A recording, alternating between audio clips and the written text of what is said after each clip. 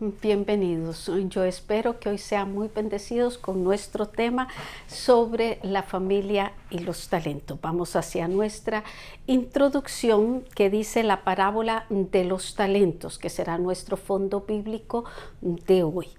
Es parte del gran sermón apocalíptico que Jesús le dio a sus discípulos 2 días antes de morir, señalándoles el deber que tenemos como cristianos de hacer el mejor uso de las cualidades, talentos y dones que Dios nos ha dado.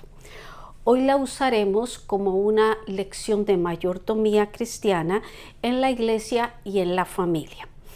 Trataremos de ayudarte a descubrir las habilidades naturales como los dones espirituales que se reciben de Dios, y que se pueda echar fuera todo temor a fracasar y bajo la dirección del Espíritu Santo ponernos a ganar más talentos y así dar buenas cuentas en el día final. Primer punto. Dios distribuye los talentos, la familia y el reino de Dios. Mateo 25:14, porque el reino de los cielos es como un hombre que yéndose lejos llamó a sus siervos y les entregó sus bienes. Bajo el nombre del reino de los cielos se describe el gobierno de Dios en la tierra, dentro del cual se encuentran tanto la iglesia como la familia.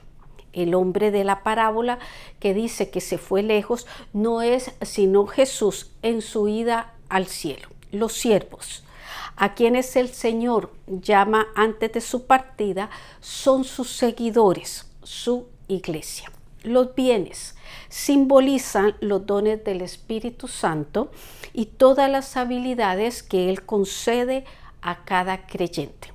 En este sentido, que la familia, es en este sentido que la familia, como parte de la iglesia del Señor, viene a ser una unidad de servicio y mayordomía en el reino de los cielos. Los talentos nos enseñan que los dones, aunque fueron entregados en cantidades desiguales, utilizados con fidelidad tendrán igual recompensa. Por eso los talentos marcan la necesidad del servicio fiel en su ausencia. Punto B. Cada uno según su capacidad. Verso 15. Dice, a uno dio 5 talentos, a otro 2, a otro 1, y a cada uno conforme a su capacidad, y luego se fue lejos. Es interesante que notemos el criterio del Señor a repartir los dones, cuando los entregó 5, 2 y 1. El Señor concede responsabilidades y habilidades de trabajo de acuerdo a la capacidad individual de cada quien. Esto nos lleva a decir que Él conoce nuestras capacidades. Eso nos asegura que Él no nos dará carga o no le dará carga a nadie más de la que pueda llevar. La confianza que muestra el personaje de la parábola al entregar a sus siervos sus bienes es la explicación del plan divino de encomendar el evangelio a hombres y mujeres que habrían de participar en el establecimiento del reino en esta tierra. Punto C. No todos usan bien sus talentos. Verso 16. Y el que había recibido 5 talentos fue y negoció con ellos y ganó otros 5. Verso 17. Asimismo, el que había recibido 2 ganó también otros 2. Estos 2 siervos motivados se sintieron responsables ante la confianza de su Señor y pusieron en acción sus habilidades haciendo uso de los recursos que tenían a su alcance. Verso 18. Pero el que había recibido 1 fue y cavó en la tierra y escondió el dinero de su Señor.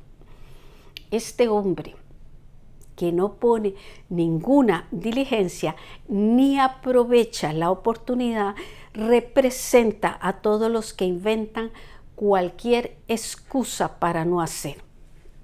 A veces se puede hacer por temor al fracaso, por egoísmo o simplemente por indiferencia y se prefiere enterrar el talento. Pregunta: ¿quién reparte los talentos y qué toma en cuenta para hacerlo?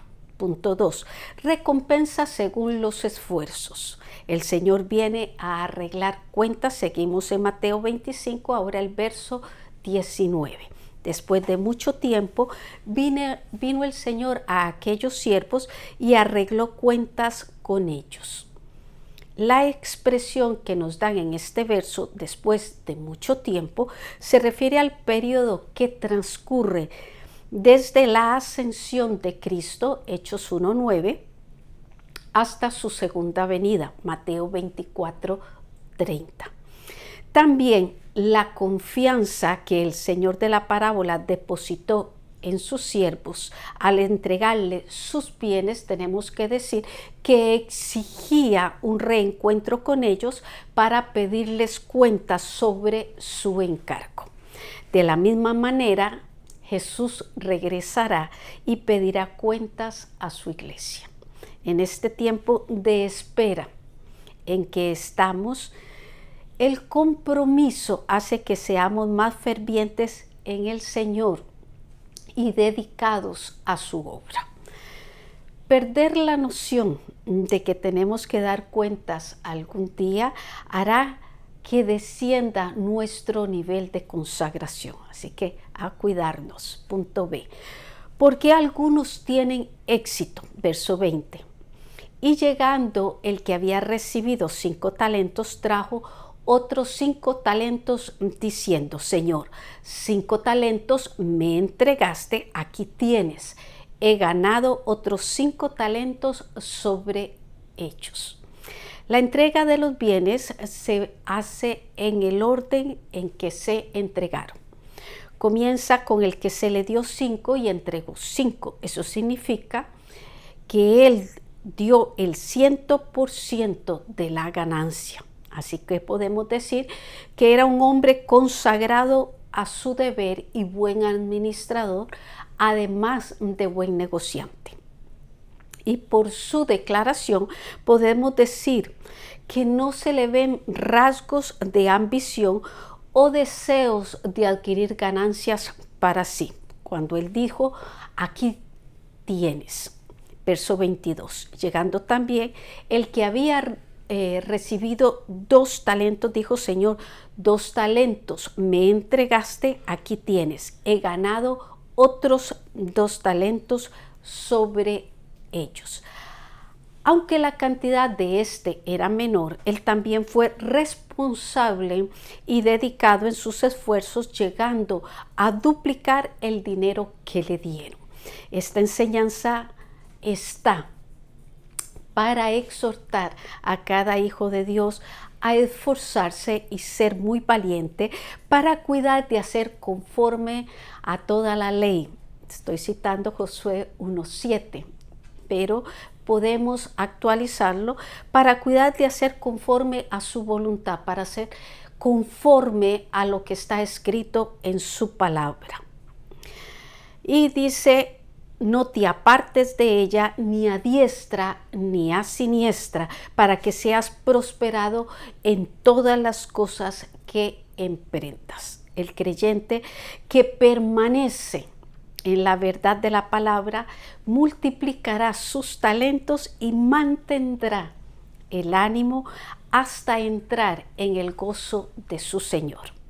Los versos 21 y 23 pueden notar que tiene las mismas palabras para ambos de parte de su Señor para honrarlos. Él les dice: bien, buen siervo y fiel, sobre poco has sido fiel, sobre mucho te pondré. Entra en el gozo de tu Señor. Esto significa que Dios no premia a sus siervos por sus habilidades o por la cantidad de trabajo que realicen. sino por lo bueno que eran ellos en su carácter y lo fieles que fueron en su servicio. También el Señor, que representa a Cristo, les especifica a los dos que el haber sido fiel en lo poco les ganaba ser puestos en lo mucho. Y termina la premiación con: entra en el gozo de tu Señor. Juan 12:26 nos dice: si alguno me sirve, sígame. Y donde yo estuviere, allí también estará mi servidor. Si alguno me sirviere, mi Padre le honrará. Punto C. ¿Por qué otros fracasan? Verso 24. Pero llegando también el que había recibido un talento, dijo: Señor, te conocía que eres hombre duro, que ciegas donde no sembraste y recoges donde no esparciste. Verso 25. Por lo cual tuve miedo y fui y escondí tu talento en la tierra. Aquí tienes lo que es tuyo. Con igual cantidad de oportunidades llegó el que había recibido un talento. Veamos, tenía el mismo Señor que los otros dos. Se le mostró la misma confianza, dándole una cantidad de acuerdo a su capacidad. Contó con la misma cantidad de tiempo para hacer y llegó también a dar cuentas y dijo un concepto en su explicación totalmente falso sobre su Señor. Su Señor lo calificó como malo y negligente, indicándonos así dónde estuvo su falla. Malo por sus mentiras y acusaciones para evadir su responsabilidad, y negligente porque dejó que el miedo se apoderara de él sin hacer nada. No es mentira que nos podemos ver intimidados y temerosos por una responsabilidad o deber que tengamos en la vida diaria o en nuestra vida espiritual. También nos rodean peligros, posibilidades a fracasar o decepciones en las acciones que emprendamos. Pero eso no es razón para no vencer y recordar que no estamos solos. El Señor está con nosotros, Mateo 28:20, y nos ha dado el Espíritu Santo como nuestro ayudador para que esté siempre con nosotros, Juan 14:16-17. Pregunta: después de mucho tiempo, la expresión, ¿a qué periodo se refiere? Punto 3. El destino del siervo negligente. Las bases para su condenación. Verso 26. Respondiendo su señor le dijo: siervo malo y negligente. ¿Sabías que ciego donde no sembré y que recojo donde no esparcí? El señor de la parábola le responde con el título que ya habíamos nombrado: siervo malo y negligente. Esto resumía a uno que por prejuicios, temores y negligencias había preferido enterrar el dinero que usarlo para ganar más con él. Y continuó diciendo: ¿sabías qué? Que lo podríamos tomar como una interrogante. Sin dar por buena la opinión, el Señor juzga al siervo con base en lo que alega, que fue lo que él le alegó. ¿Sabías que ciego donde no sembré y que recojo donde no esparcí? Para demostrarle la bajeza de su actitud. Verso 27. Por tanto, debías haber dado mi dinero a los banqueros, y al venir yo hubiera recibido lo que es mío con los intereses. En otras palabras, le dijeron: si tenías miedo de arriesgarte a hacer negocios, al menos pudiste haber puesto el dinero en un banco a ganar intereses. Es decir, si no podías realizar una actividad de beneficio con lo que tenías, debiste haberle dado la oportunidad a otros. Y no excusarte con acusaciones falsas para disculpar tu negligencia. Punto B. Las tinieblas de afuera. Verso 28. Quitadle pues el talento y dadlo al que tiene 10 talentos. Tenemos que ver primero que se le quitó con justa razón y se le entrega a uno con mayor capacidad de usarlo eficazmente. Por eso el verso 29 dice, porque al que tiene le será dado y tendrá más, y al que no tiene le será quitado. Tenemos que decir que la fidelidad que alcanza confianzas en el Señor dará mayores ganancias que la negligencia o la falta de fe. Verso 30. Y al siervo inútil echarle en las tinieblas de afuera, allí será el lloro y crujir de dientes. La palabra de Dios, tenemos que decirte que establece un plan de salvación donde Jesús es la puerta y el camino. Y sus mandatos o sus mandamientos y lo que Él nos encomendó o su comisión que le dejó a sus seguidores está claramente en su palabra. Así que los que no obedecen su voz ni se ajustan a su voluntad, tarde o temprano se enfrentarán a sus juicios. Dice las tinieblas de afuera. Esta expresión se usa aquí para designar el lugar al que van los que desobedecen a Dios y no les interesa cumplir su voluntad. Otro nombre que se le da a este lugar es el tormento eterno. ¿Por qué le decimos que este es otro de los nombres? Por agregarse que ahí será el lloro y crujir de dientes. Todo esto lo que nos hace pensar es en el castigo que al siervo, que en el siervo se le dio, no fue basado en sus obras o en el crecimiento de sus bienes materiales. Aquí la implicación es mucho más profunda. Es que entre los talentos recibidos estaba el primero y más importante de todos, el don de la salvación, el cual no se puede ganar por esfuerzos humanos, pero sí se puede perder por la negligencia o por la falta de fe. Pregunta: ¿cuál es el primero de todos los talentos? Hemos llegado a nuestra reflexión. Dios da a sus siervos ciertas responsabilidades y privilegios en su obra. Recuerde que cuando decimos obra nos referimos tanto a la iglesia como a la familia, de acuerdo con la actitud y disposición de obediencia, de la dependencia y la motivación de cada uno. Así que en nuestra invitación yo les recuerdo lo que Jesús dijo.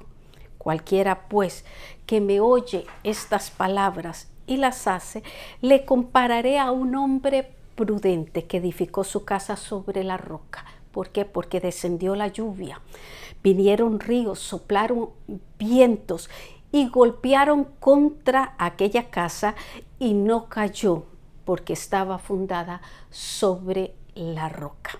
Los espero la próxima semana con la última clase de esta serie, la familia y la muerte.